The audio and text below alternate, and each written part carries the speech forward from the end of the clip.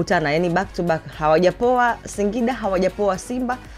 Mechi nyingine hii hapa. Inakwenda kuwa mechi ya namna gani ukizingatia matokeo ya mechi iliyopita, lakini pia namna ambavyo mechi iliyopita timu zote mbili zilivyokuwa?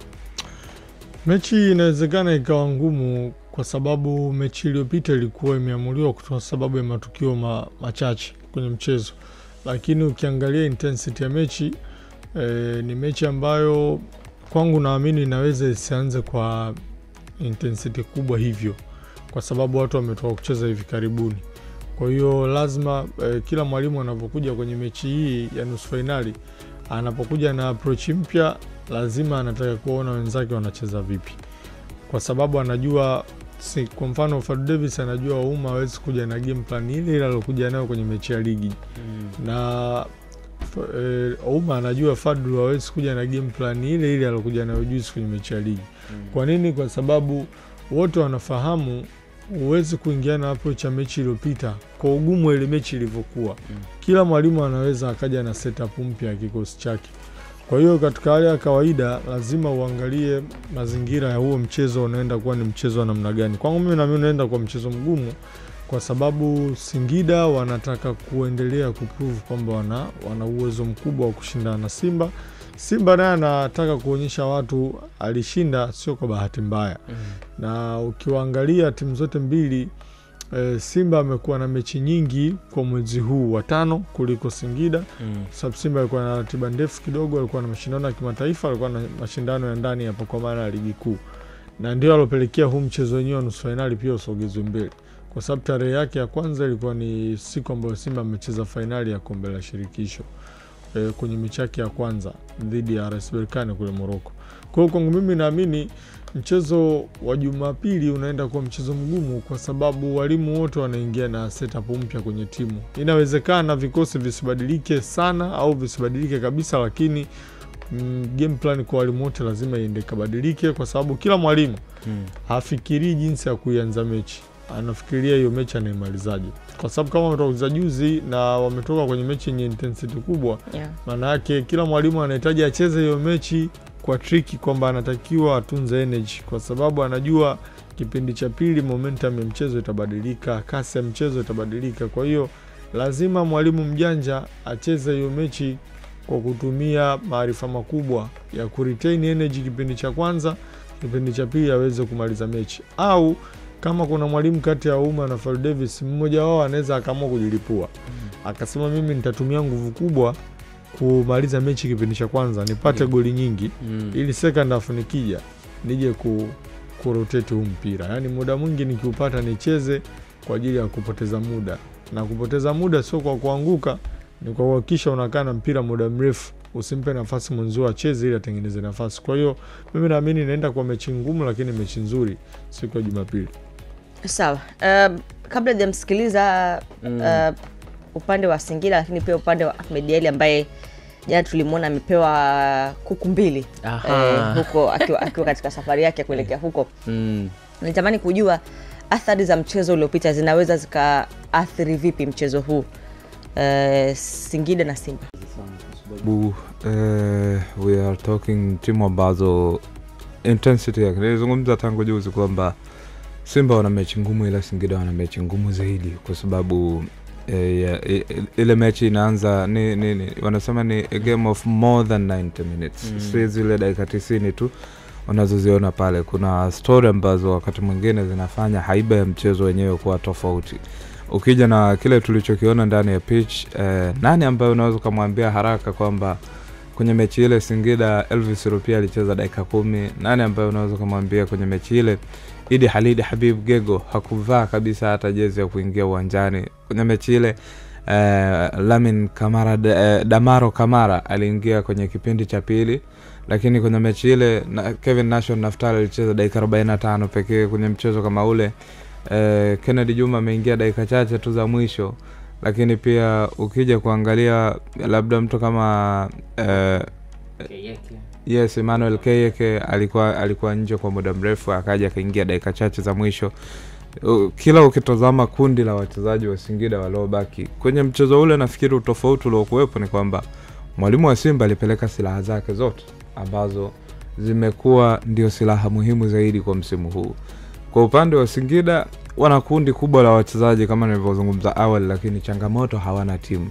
Yani wana kundi kubwa la wachezaji wazuri ambao yoyote unayempa jezi bado anaweza kaenda kamachi vile vile kama ambaye ametoka ama yule mwingine ambaye alianza kwenye mchezo huo. Lakini utofauti unapokuja ni kwamba hao wachezaji wengi waliokuwa nao namna gani ambao unaweza kuwatumia kwa ufanisi waweze kukupatia mechi bora, waweze kukupa kitu kilicho bora, ndio changamoto ambayo walikuwa wanaipitia kwenye mchezo ule. Lakini hata huu mchezo ujao kuna athari ya moja kwa moja hasa kwa mazingira yalivyokuepo.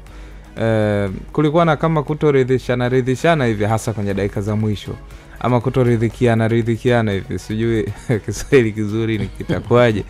Lakini wachezaji wa Singida walionyesha hawaufurahii mchezo kwenye dakika za mwisho, na nimesikia kwamba wameandika barua rasmi kwenda kwenye bodi ya ligi wakimshutumu muamuzi Heri Sasi kwamba kuna namna ni kama hakuwa kuna namna hakuwa kwenye ile nafasi ambayo anapaswa kuwafanya wao waenjoy mpira.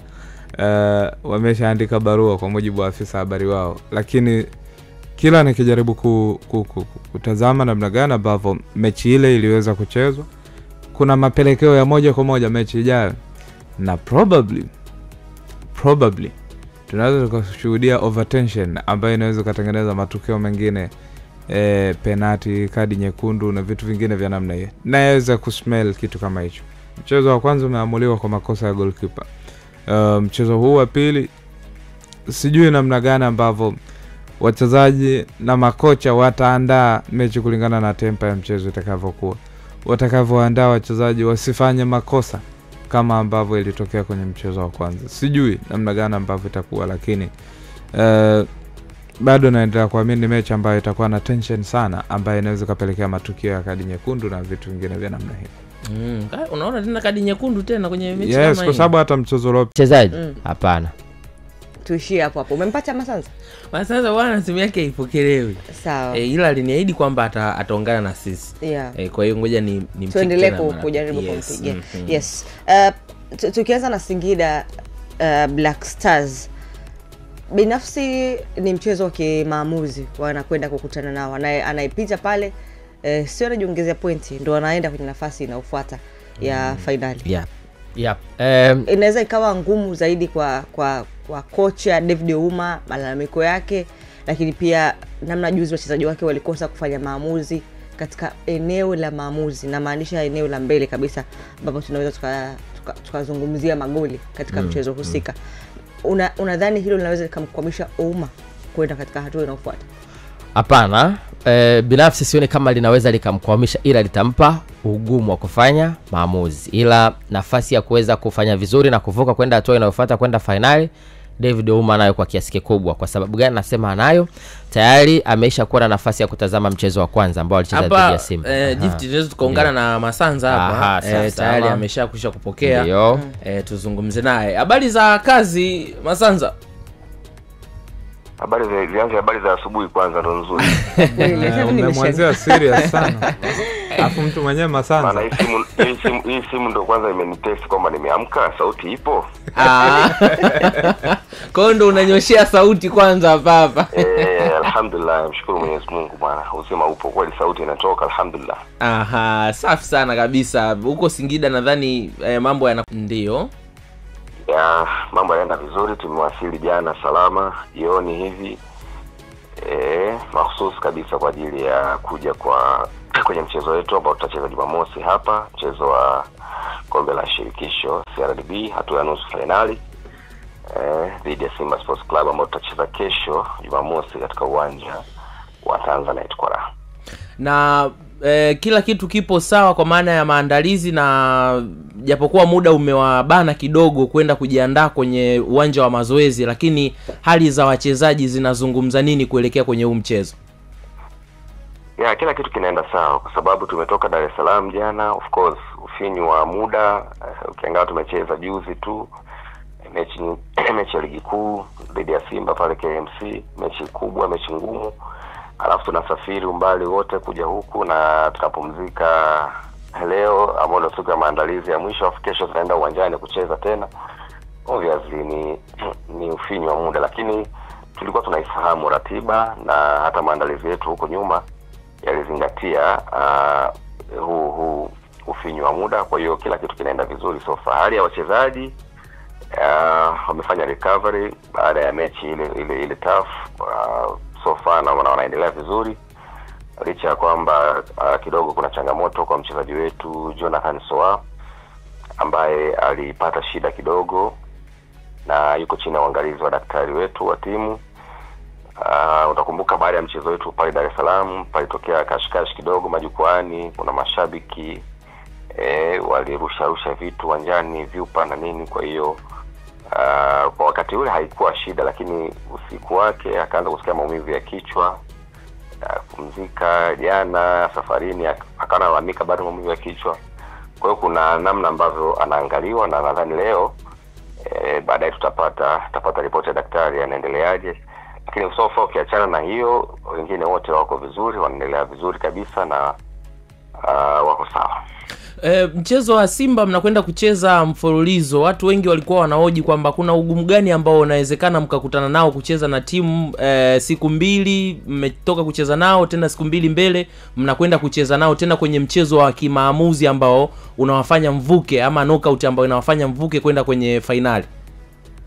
Ni ngumu of course. Mechi zenye high intensity kama hizi ukicheza mfululizo lazima uwe imara kweli kweli.